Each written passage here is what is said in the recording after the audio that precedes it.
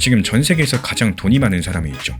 일론 머스크입니다. 근데 이 사람이 똑같은 상대방한테 한 달 사이에 2번을 줬습니다. 한 번도 아니고 2번입니다.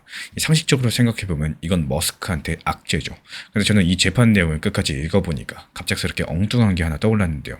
바로 도지코인입니다. 이 머스크가 패배한 재판하고 도지코인 도대체 무슨 상관이냐고요. 바로 그게 이번 이야기의 핵심이 될 거고, 그럼 머스크가 무슨 재판에서 졌는지부터 알고 계셔야 되겠죠. 일론 머스크한테는 인공지능 회사가 하나 있습니다. 이름이 xAI고요. 여기서 그록이라는 인공지능을 만듭니다. 그리고 이 회사한테는 강력한 라이벌이 있죠. 바로 우리가 잘 알고 있는 챗 GPT를 만드는 오픈 AI 회사입니다. 근데 작년에 머스크 쪽에서 이 라이벌을 고소했었고, 그 이유는 이랬습니다. 우리 회사 엔지니어를 데려가면서 우리 회사 비밀까지도 같이 빼갔다라는 거였죠. 쉽게 말씀드려서 기술을 훔쳐갔다라는 주장이었는데, 근데 며칠 전에 미국 법원이 이 소송을 끝내버렸습니다. 그것도 그냥 끝낸 게 아니라 다시는 똑같은 내용으로 소송을 못 걸게 완전히 닫아버린 상황이에요. 판사 측에서는요, 일론 머스크 쪽 주장에 증거가 부족하다라고 봤고, 그리고 이건 일론 머스크의 2번째 패배로 이어졌습니다. 이 첫 번째는 바로 지난달에 있었죠.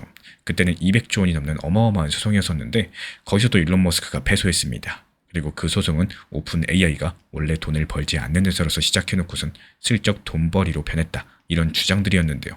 여기까지 들어보시면 그냥 일론 머스크가 요즘 재판에 운이 없구나 뭐 이러고 넘어갈 수 있겠어요. 근데 진짜 중요한 건 따로 있죠. 이 판사가 이 소송을 왜 끝냈는지, 바로 여기에 이유가 숨어 있는데, 판사가 한 말을 쉽게 풀어보자면 이렇습니다. 이 새로 직원을 뽑을 때 예전 회사에서 무슨 일을 했냐라고 물어보는 건 너무나 당연한 일이라는 거예요. 그걸 가지고 비밀을 훔쳤다고 볼 수는 없다라는 거죠. 그러니까 사람이 회사를 옮기면요, 그 사람 머릿속에 든 지식까지도 같이 옮겨가는 거는 막을 수 있는 방법이 없다라는 사실입니다. 그리고 이 말이 왜 중요할까요? 이 말은 곧 인공지능 기술이라는 게 한 회사 안에 꽁꽁 가둬둘 수 있는 물건이 아니라는 뜻이거든요. 사람을 통해 가지고 자연스럽게 새어나갈 수가 있다라는 거고, 그럼 한번 생각을 해보세요. 이 전 세계 최고 부자가 법의 힘으로서 라이벌을 막아보려고 했는데 2번 전부 다 실패했다는 사실들, 그리고 법으로도 막지 못하고 기술도 어차피 흘러나가게 된다면 인공지능 경쟁은 대체 어디서부터 승부가 날 수 있을까요? 여기서부터가 진짜 핵심이 될 겁니다. 지금까지 공개된 흐름을 보면은 그 정답은 인공지능 그 자체가 아닙니다. 누가 더 똑똑한 인공지능을 만드느냐, 그 싸움만으로 끝이 안 난다라는 거고, 그럼 뭐가 진짜 승부처일까요? 크게 2가지로 나뉩니다. 먼저 첫 번째로 누가 사람들한테 닿는 통로를 쥐고 있는지, 그리고 또 한 가지는 그 통로 위에서 돈이 어떻게 오고 가는지. 그러니까 인공지능을 누가 만드는지보다도요, 인공지능이 일하고 돈을 버는 공간들을 누가 깔아줄 수 있느냐, 이게 더 중요해진다는 사실인데요. 그리고 바로 이런 지점에서 도지코인이 등장하죠. 여기서 도지코인 좀 아시는 분들은 이렇게 생각을 하실 겁니다. 일론 머스크가 도지코인 좋아하니까 그 얘기 하는 거겠지, 뭐 이런 생각들. 그런데 그 뻔한 얘기가 아닙니다. 지금 도지코인 쪽에서 조용히 벌어지는 일들이 따로 있는데, 이 도지코인을 인공지능들이 서로 돈을 주고받는 화폐로 만드는 작업들입니다. 무슨 말인지 풀어드려보자면요, 요즘에 도지코인 위에 새로운 기능들이 붙고 있죠. 그 중에 하나가 AI 에이전트라는 기능인데요. 여기서 인공지능 에이전트는 사람 대신에 알아서 일을 처리해주는 인공지능 프로그램을 뜻합니다. 근데 이 프로그램들이 일을 하다 보면요, 자기들끼리 돈을 주고받아야 될 때가 생길 거고, 예를 들어가지고 한 인공지능이 정보를 찾아주면은 다른 인공지능이 그 대가로서 아주 적은 돈을 보내주는 식입니다. 아주 작은 금액을 아주 빠르게 보내야 돼요. 바로 그 결제 수단으로서 도지코인을 쓰겠다는 그림들이 지금 그려지고 있는 상황인데, 도지코인 생태계가 이 방향으로 움직이는 것은 지금 분명한 사실입니다. 이제 아까 이야기랑 연결을 해볼게요. 소름 돋는 부분이 바로 여기입니다. 일론 머스크는 법원에서 딱 2번 막혔습니다. 라이벌을 법으로 누르는 길이 지금 차단돼 버렸습니다. 그럼 머스크한테 남은 길은 뭐가 있을까요? 자기 공간을 더 크고 단단하게 만드는 일들이 남아있는데, 일론 머스크한테는 이미 X라는 거대한 공간이 있고, 예전 트위터죠. 여기에 인공지능, 그록도 합쳐졌고요. 엑스머니라는 결제 기능까지도 붙고 있습니다. 이 사람과 인공지능이 모이는 공간, 그리고 그 안에서 돈이 도는 시스템, 일론 머스크는 지금 이 둘을 한 덩어리로 묶고 있는 상황이라는 거예요. 그리고 그 안에서 쓰일 돈의 1순위 후보가 뭘까요? 지금 계속해서 거론되는 게 바로 도지코인입니다. 일론 머스크가 재판에서 진 일이 오히려 도지코인이 중요해지는 바로 그 방향성으로 머스크를 더 깊숙하게 밀어넣고 있다는 거고, 이 패배가 도리어 도지코인 이야기에 불을 지피는 구조인 겁니다. 근데 여기서 제가 솔직하게 선을 하나 그어보자면요, 일론 머스크가 재판에서 졌다, 이건 사실이죠. 근데 도지코인 생태계에 인공지능 기능이 붙고 있다, 근데 도지코인이 일론 머스크의 엑스머니에 공식적으로 들어간다, 이건 아직까지 확정된 사실은 아닙니다.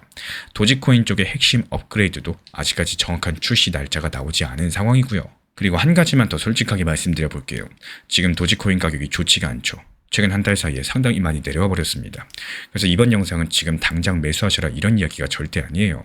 오히려 가격은 약한데 그 아래서 이런 큰 그림들이 깔리고 있다. 이걸 알려드리고자 한다는 거고, 앞으로 그럼 어떻게 흘러가게 될까요? 일론 머스크는 법이라는 무기를 잃었으니까 앞으로 자기 공간을 키우는 데 더 집중할 가능성이 높겠고, 왜 그렇게 보고 있느냐? 지금 2번이나 소송에서 패소했는데 굳이 또 갈 이유가 없거든요. 그러면 X랑 인공지능 결제, 그리고 이 세 가지가 묶인 조합들의 가치가 점점 더 커지게 될 겁니다. 다만 그 안에서 도지코인이 실제로 핵심 돈이 될지 여기서 더 지켜보셔야 되는 부분이고, 적어도 그 공간이 왜 중요할지를 미리 아는 사람과 지금 모르는 사람, 출발 현상 자체가 다를 수밖에 없겠죠. 결국에 일론 머스크는 라이벌을 법으로 막는데 2번 정도 실패했고요. 그래서 자기 공간을 키우는 쪽으로 갈 수밖에 없었습니다. 그 공간의 핵심은 인공지능 자체가 아니라 사람과 돈이 모이는 무대일 거고, 도지코인은 그 안에서 쓸 만한 돈의 후보로서 거론되고 있다는 사실입니다. 다만 이건 확정이 아니라 아직까진 방향성에 불과하고요. 지금 가격이 약하다는 사실과 함께 보셔야 되기 때문에 마지막으로 질문 하나 드리자면요.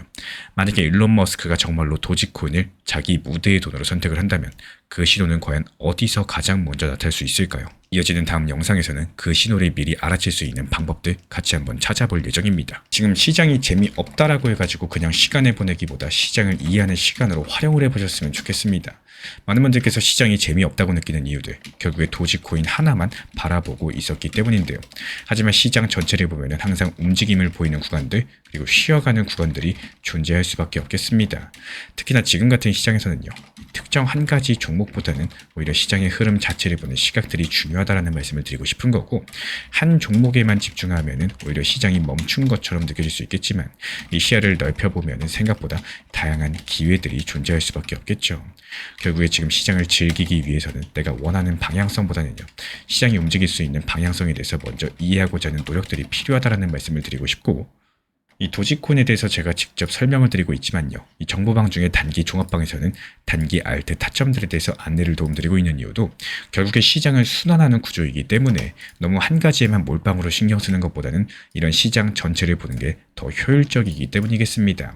지금 시장이 하락하고 있는 건지 아니면 내가 보유하고 있는 한 가지만 하락하는지, 이거를 체크하는 게 더 중요하다고 생각을 해요. 리플 XRP 투자에 있어서 이제는 투트랙 전략이 반드시 필요해지고 있습니다. 무턱대고 몰빵하거나 반대로 또 손 놓고 기다리는 시대는 끝났어요. 첫 번째 트랙은 매달 분할 매수하시면서 시장이 빠지든 말든 일정 비중으로서 리플을 꾸준히 모아 나가시는 겁니다. 이거는 시간과 리스크를 분산할 수 있는 가장 효율적인 전략인 거고, 그리고 두 번째 트랙은 남은 현금 비중으로 알트코인 단타로서 굴려 나갑니다. 수익이 나면은 그거를 다시 리플에 재투자하시면 되는 거고, 이게 바로 수익을 만드는 순환 매수 전략이 되실 거예요. 그런데 여기서 중요한 거는 단타 하실 때 조심하셔야 되는 거예요. 단타 매매 중독되면 끝장입니다. 이 매매 중독을 절대 조심하셔야 되는 거고, 예를 들어 가지고 시장이 과열인데도 지금 아니면 기회가 없다, 이런 조급한 생각에 RSI 지표가 이미 고점인데도 불안해서 또 들어가고 결국에 수익은커녕 손실만 쌓이게 되실 겁니다. 그래서 저희 채널 차원에서는 한 가지 원칙이 있습니다. 확률이 높은 날만 진입을 하세요. 그리고 시장 전체가 과매도 구간일 때,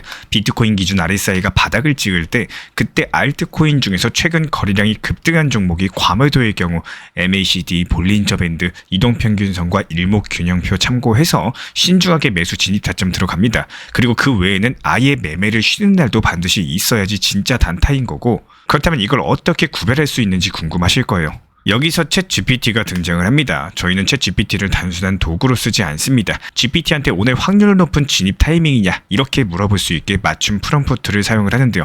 그리고 그 결과에 저의 실전 매매 노하우 30%를 덧붙여가지고 GPT 시그널을 보완합니다. 어떻게 하는지 궁금하신 분들 GPT 검색력과 활용 전략을 이용해가지고 이 두 가지를 한 방에 알려드리고 있습니다.